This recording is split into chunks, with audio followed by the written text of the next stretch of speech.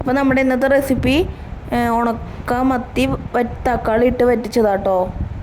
മത്തി നന്നായി വൃത്തിയായിട്ട് നന്നാക്കി എടുത്ത് നന്നായി കഴുകിയെടുക്കുക. അതിലേക്ക് ഒരു പച്ചമുളക്, ഒരു കുഞ്ഞ് സബോള, 2 തക്കാളി ഇട്ടിട്ട് അതിലേക്ക് 1/2 സ്പൂൺ മഞ്ഞൾപ്പൊടി, 1 സ്പൂൺ മുളക് പൊടി ചേർത്ത് 1 ഗ്ലാസ് വെള്ളം ഒഴിക്കണം കേട്ടോ. ഉപ്പ് ചേർക്കണ്ട, ഉണക്ക മീനല്ലേ, അപ്പോൾ അതിൽ ഉപ്പുണ്ടാവും. ഉപ്പ് പിന്നെ തിളച്ച് കഴിയുമ്പോൾ ഉപ്പ് ഇല്ലയെന്നുണ്ടെങ്കിൽ ലേശം ഇട്ട് കൊടുത്താൽ മതി.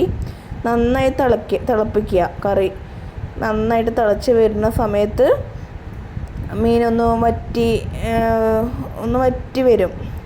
1/2 ഗ്ലാസ് വെള്ളം ഒന്ന് വറ്റി നമ്മൾക്ക് എന്താ പറയുക, ഈ ഒരു പാകത്തിലൊക്കെ ആവുന്ന സമയത്ത് നമ്മൾക്ക് കുറച്ച് വെളിച്ചെണ്ണ ഒഴിച്ചിട്ട് കറി ഇറക്കി വയ്ക്കാം.